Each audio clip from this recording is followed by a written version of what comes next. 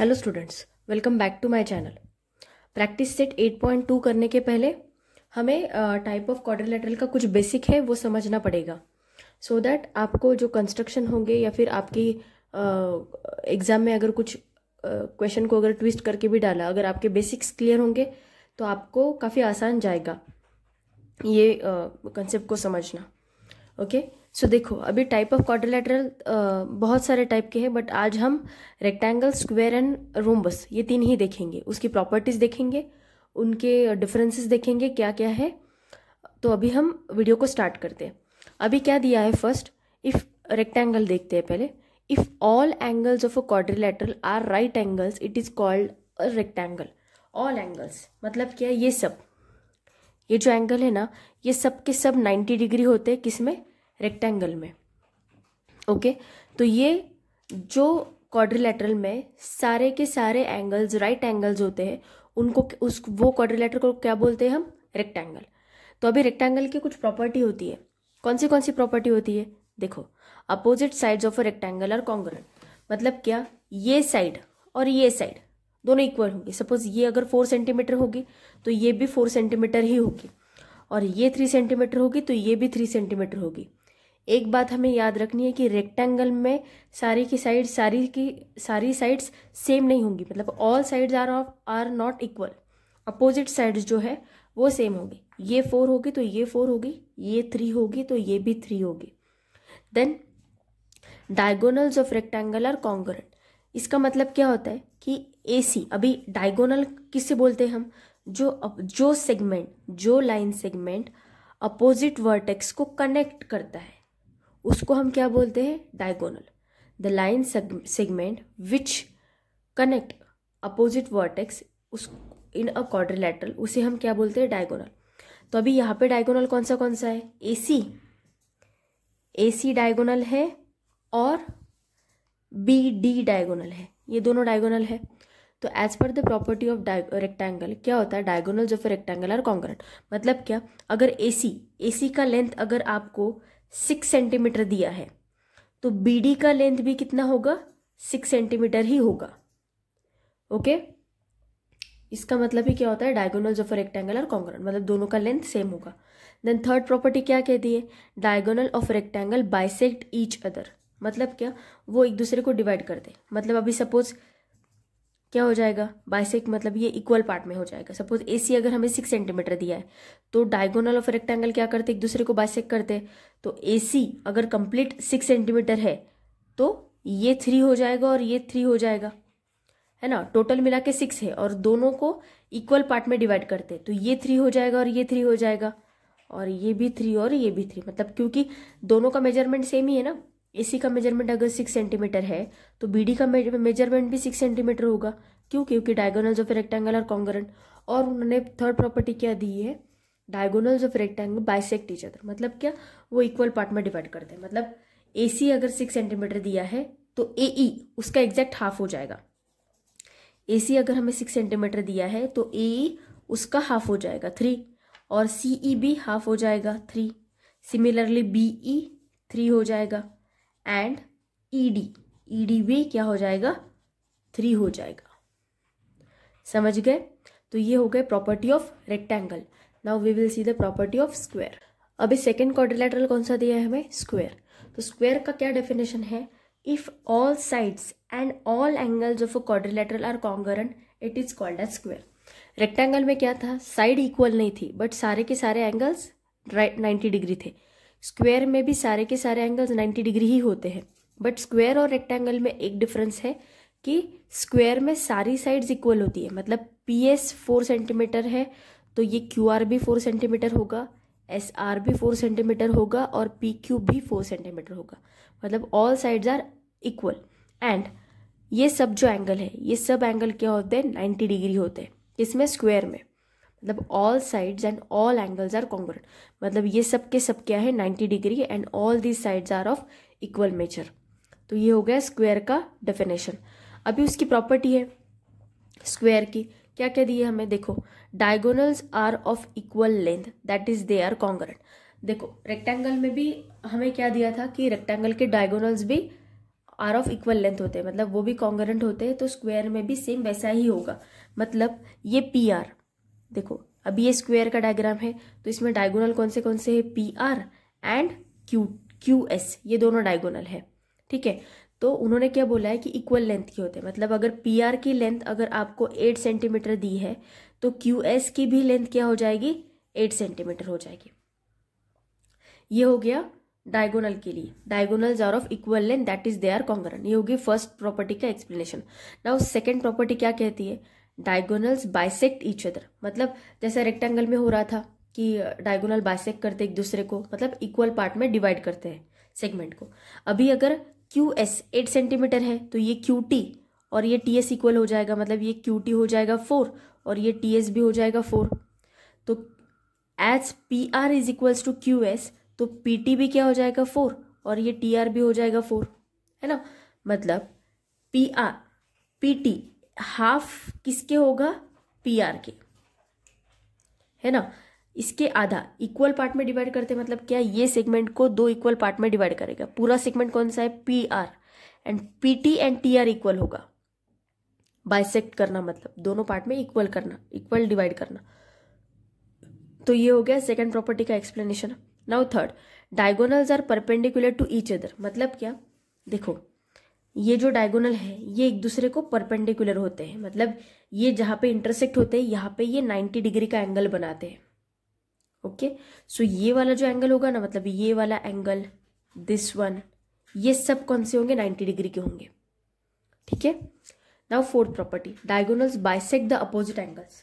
Opposite angle मतलब क्या, देखो अभी ये डायगोनल है, अभी एंगल P और एंगल R एक दूसरे के अपोजिट एंगल है, सामने सामने है ना, ये यहाँ पे और ये यहाँ पे, ये दोनों अपोजिट एंगल्स है, राइट। सो डायगोनल क्या करते हैं, इनको बाइसेक्ट करते हैं। बाइसेक्ट मतलब क्या, इक्वल पार्ट में डिवाइड करना। सपोज 90 को अगर मुझे 2 इक्वल पार्ट में डिवाइड करना है तो मैं क्या करूँगी, 90 को 2 से डिवाइड करूँगी, तो ये कितना आ जाएगा, 45 डिग्री। तो ये वाला जो एंगल होगा इधर वाला, ये वाला एंगल होगा 45 डिग्री, एंड ये वाला एंगल भी क्या हो जाएगा, 45 डिग्री। सिमिलरली ये एंगल भी 45 डिग्री हो जाएगा। मैं 45 डिग्री क्यों बोल रही हूँ, क्योंकि स्क्वायर के एंगल्स क्या होते हैं, सबके सब एंगल्स होते हैं 90 डिग्री।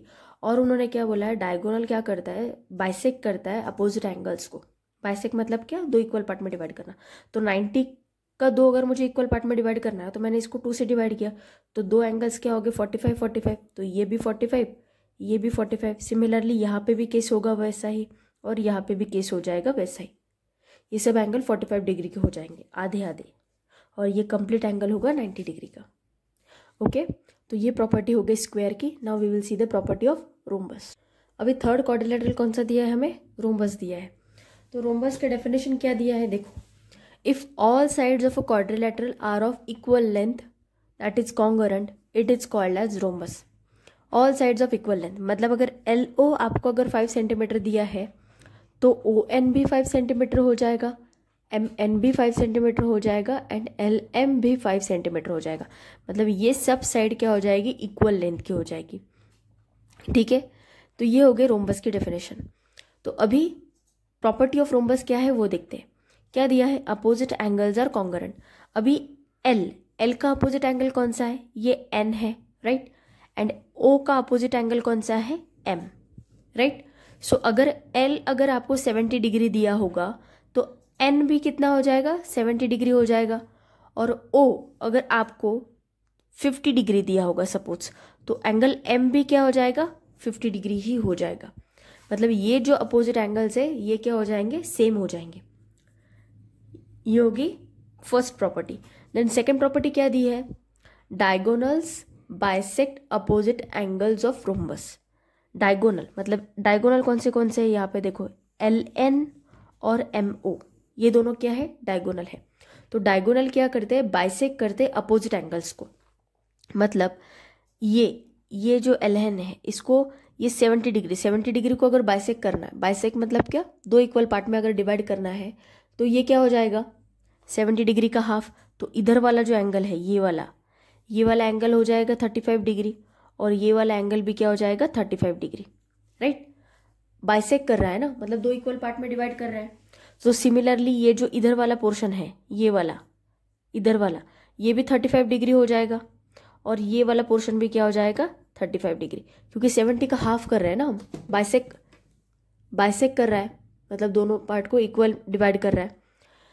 तो सपोज अभी एंगल O और एंगल M, ये दोनों एंगल मैंने कितने बोले 50 डिग्री के बोले।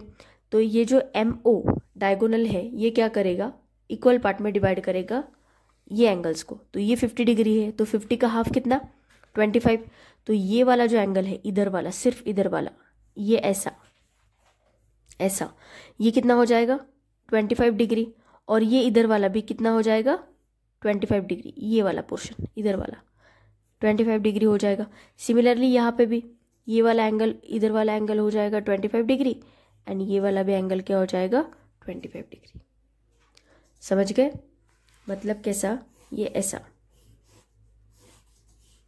ये इतना पोर्शन एंड ये इतना पोर्शन, समझ गए? तो ऐसे डायगोनल डिवाइड करता है एंगल्स को इक्वल पार्ट में, बाइसेक्ट करता है। अभी थर्ड प्रॉपर्टी क्या दी है, diagonal bisect each other and they are perpendicular to each other.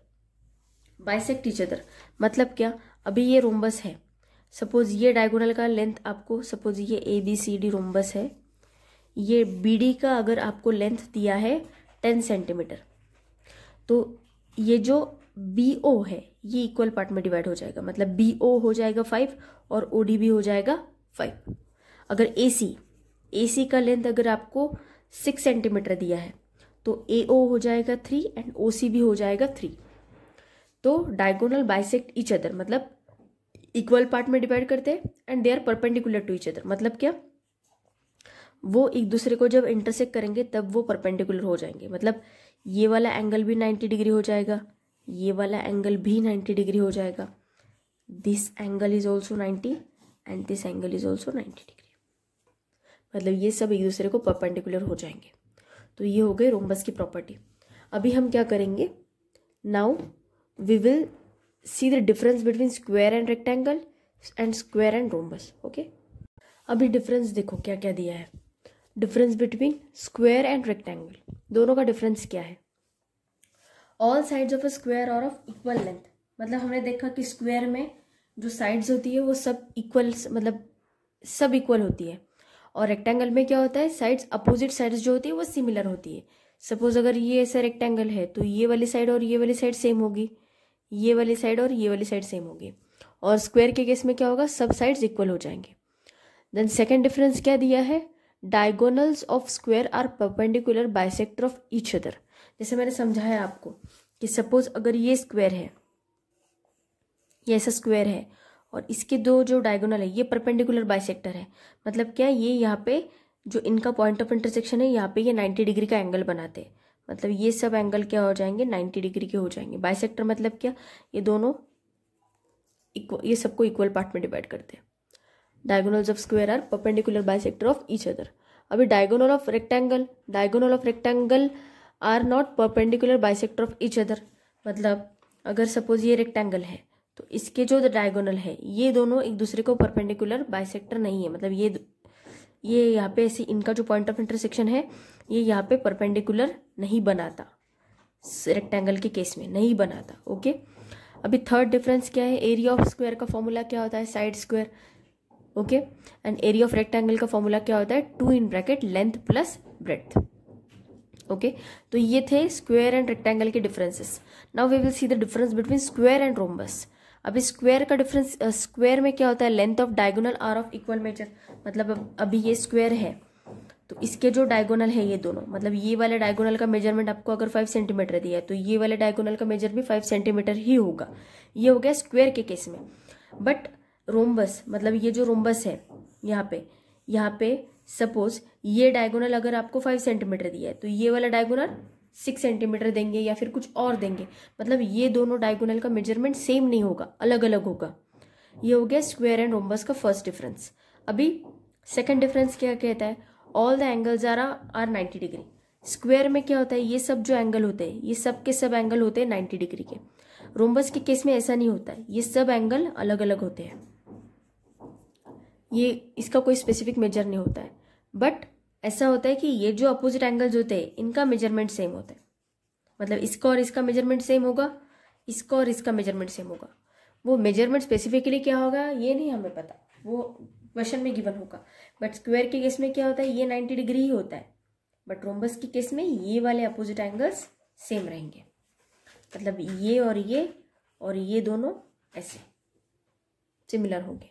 Okay, now we will see the difference between rhombus and rectangle. अभी रोम्बस और रेक्टेंगल क्या होता है, देखो रोम्बस में क्या होता है, all sides of a rhombus are of equal length, मतलब अगर ये रोम्बस है ये ऐसा, तो इसका अगर 5 होगा तो ये भी 5, ये भी 5 और ये भी 5, मतलब ये साइड 5, ये साइड 5, ये साइड 5 और ये भी साइड 5।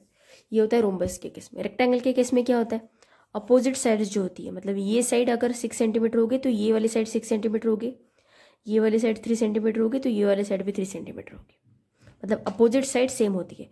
और रोम्बस में ऑल साइड्स आर इक्वल। अभी सेकंड डिफरेंस क्या दिया है, only opposite angles of rhombus are of equal measure, मतलब क्या, ये वाले एंगल ही इक्वल मेजर के होंगे, मतलब ये 70 होगा तो ये भी 70 होगा, ये 50 होगा तो ये भी 50 होगा। बट रेक्टेंगल के केस में क्या होता है, सब एंगल होते हैं 90 डिग्री के। Okay, now third difference, diagonal of rhombus are perpendicular to each other at the point of intersection, मतलब ये जो रोम्बस है इनके जो डायगोनल है ये दोनों जहाँ पे इंटरसेक्ट यहाँ पे हो रहे हैं, ये इंटरसेक्शन पॉइंट है तो यहाँ पे ये 90 डिग्री होते हैं, समझ गए।